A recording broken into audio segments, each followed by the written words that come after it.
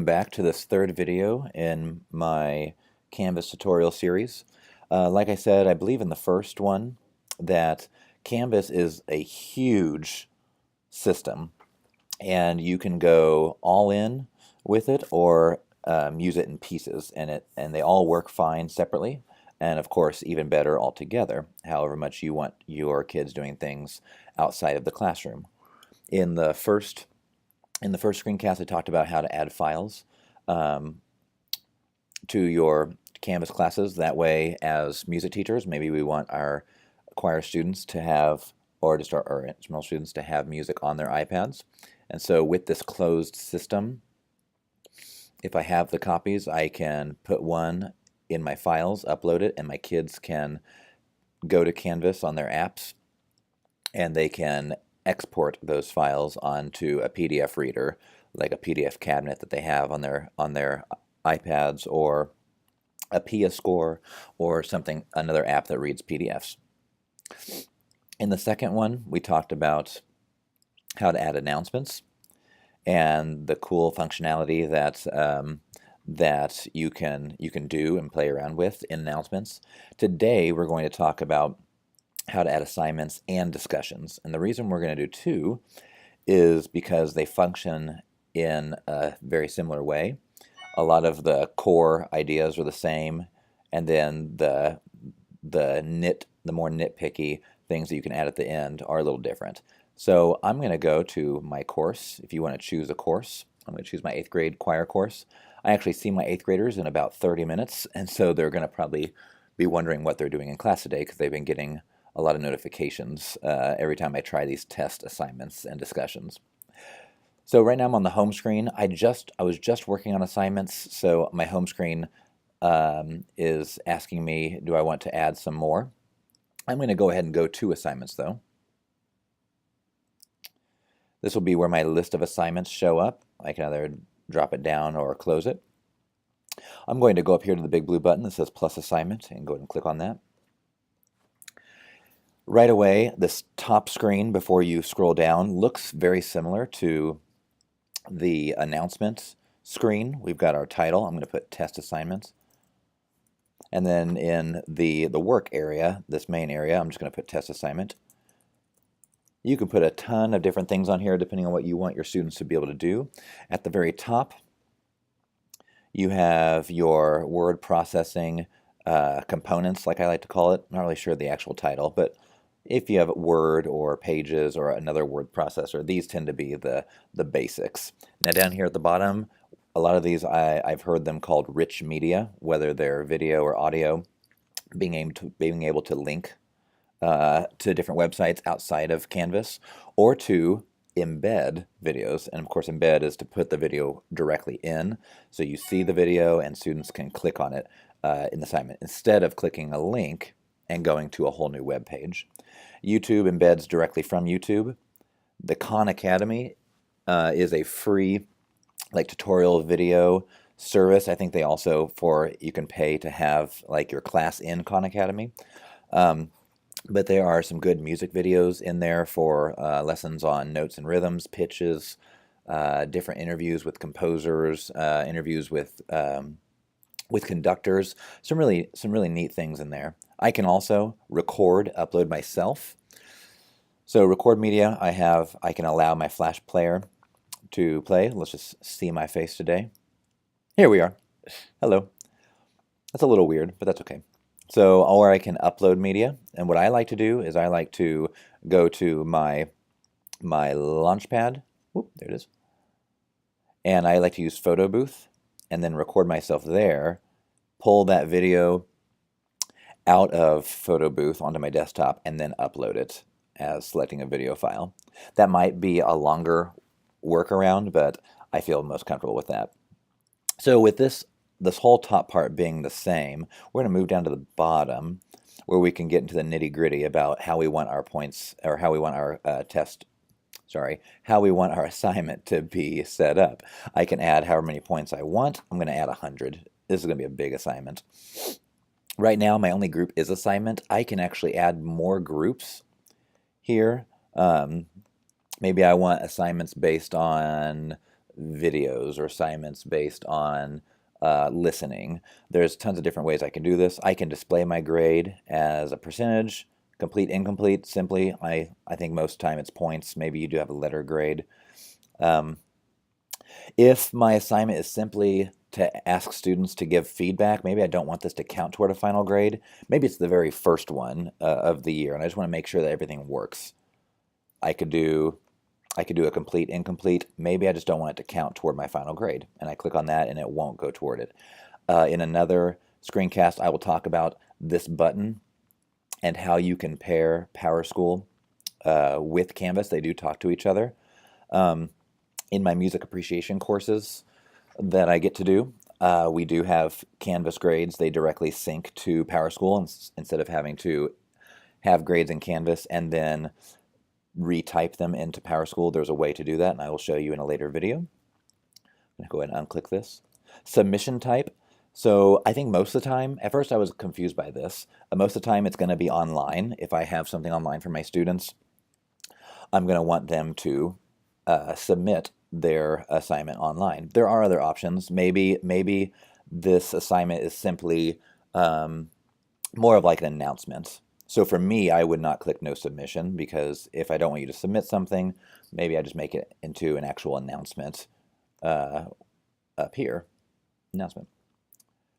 Other ways, on paper, perhaps maybe I want them to watch a video through Canvas, but instead they'll know that they're going to be turning something in to me the next day or the next week with a physical copy. And then, of course, an external tool. So I can type in. I have not played around with the external tool too much, but maybe there's another application or a website that allows for students to turn work in or turn something else in. Maybe I use Edmodo. So Edmodo.com, it's kind of like Facebook, except students can't talk to each other during it, but it looks a lot like it. And Edmodo allows you to collect grades and do assignments and things of that nature. So maybe I want them to look on Canvas first and do their work, but eventually turned in somewhere else. I think for most of us, if we're going to use Canvas, it's going to be online. You can have different options. Text entry, simply just putting in text, typing in their answers. Website URL, so maybe, by the way, I can add as many of these as I want. I can also deselect. Website URL, maybe their answer needs to come in the form of a web address at the top and a link so that I can go and look and see what they've done. Media recordings, so maybe I want them to record themselves, either speaking, singing, videoing, and making sure that they've got the concepts that way. I can also file uploads. Maybe I want them to upload a GarageBand file or an iMovie file that I can open, as long as I can open it on my computer or my iPad. Of course, if I want to, I can restrict the upload files. Maybe I don't have GarageBand on my computer for some reason, and I don't want them to send me a GarageBand file. I can, of course, type in the ones that I want to allow, not the ones I don't want, just the ones that I will allow. For instance, a doc for your Word docs, XLS, which is your Excel spreadsheet, and then just plain text. Group assignment, if I wanted, this is actually really cool. I can create other groups, and down here at the bottom, I can assign it to certain people. I could create a group and put all my boys in there. So for choir, maybe I want my boys, maybe we're doing a little side study on the changing voice. And maybe I want to, sorry, I should have explained that. Maybe I want to create a group with my boys in there to have them do this assignment. Maybe I have girls do a different assignment. So here's where I can set my group name. I can have them sign up, or I can put them in myself, and I can split however many groups I want. I think starting out, I want to do everything manually. I don't want Canvas to do it for me. And then I can decide if I want grades to each individual student or as a group entirely. And then, as you can see, let me cancel this real quick, I'm sorry. New group category, that's where I would set things up. I have not played around with the group assignment simply because for music appreciation, that's where I do the most of my Canvas work. Using full Canvas, we don't separate the students into groups right now. It's just everyone does their individual assignments. Sync to PowerSchool, this is always checked because Canvas is willing and ready to talk to PowerSchool. You can unclick it for right now. It doesn't matter whether you click it or not. You have to set up PowerSchool to sync to Canvas, and I will show that in a later session. You can allow a moderator to review grades. So if I wanted someone else in my class to be able to do that, maybe I have my accompanist could be viewing this course, or someone else could view it, and they could moderate and look before the grades are submitted. I can assign to everyone, or I can choose who I want. For instance, right now here, students, and I can type the name or section. Right now it's just my 8th grade because I am in 8th grade, so it's only going to pull from 8th grade students. And so this is not how many students I have more than that, but I can type their names and assign it to them if everyone wasn't selected. I can choose a due date if I'm going for need to be on time, or it is late and I take away points. I can say this is going to be available starting not today, but maybe next week, and then it goes until whenever. And then I can add that, and then save and publish.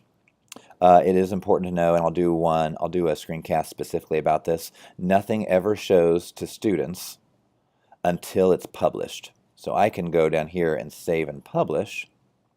Oh, you do have to add a due date. I'll just choose today. My students are going to freak out when they come to class in 13 minutes. I'm going to save and publish. And so now it says it's published. And if I click on it, I can unpublish it. It takes it right away. And I can go back and forth. I'm not sure. I think it will send a notification every time to students when you publish it and republish it. So be careful with that a little bit. So that's basically how you use assignments. I'm actually going to keep this on here because in a later screencast, I'm going to talk about modules and how to add assignments like this into your modules. Now we're going to go and go to discussions. Go and click on discussions on your left here. Okay, you can pin discussions, important ones that you want kids to be doing. All your discussions are right here, and then if they're closed for comments, you can set the time frame for when you want kids to comment. A lot of this is going to be similar to assignments. Up at the top right, we're going to click on discussion, plus discussion to add a new one. Okay. And again, a lot of this is the same. Test, discussion, test, discussion. Perhaps maybe I want my students at the beginning of the year to tell me a little bit about themselves and some musical preferences, or really anything. Maybe I take a poll. I can put all my rich media in there, my word processing components in there, just like normal. I can add an attachment. So I can add, maybe it's a music article. I just want students' feedback on this. They can practice their annotation on their computer, on their iPad, sorry. They could download the file onto their iPad using a PDF reader, mark it up, and then send it right back and add that file. Over here, this is where it gets a little different in the options. Threaded replies means that when student 1 gives their reply to this discussion, student 2 can go and reply to their reply. So you start this conversation. If not, if I had this deselected, they cannot reply to each other. They can only reply to what I have written. So it kind of depends if you want a discussion among students or if you want their answers directly to you. One of my all-time favorites teaching music appreciation is this button, users must post before seeing replies. I think it's really important that when students are replying, that sometimes I normally want original ideas, or their original ideas, as best that they can do. So I always click this button and I allow threaded replies. So before they can reply or see anyone else's answers, they have to put their original thoughts first. And if that's not something that you're interested in, it's as easy as deselecting it, and they will just see all the replies and then go ahead and give their answer. You can choose whether this is graded or not. I have never allowed liking for me, for me, I don't necessarily care if the students like other posts. I think perhaps if I let them like, it gets a little too much like Facebook, and then we start getting off topic more.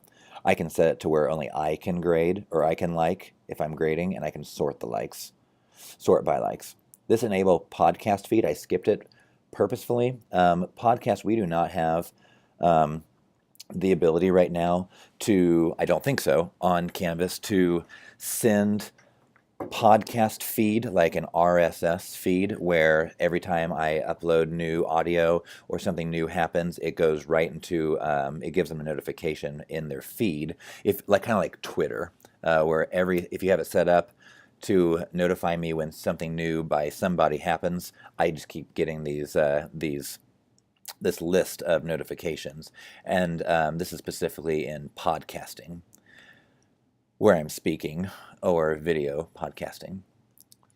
Group discussion, if I want it to be a group discussion, I can click this, and it'll, again, have me create a group. If I already have the group, I can set that.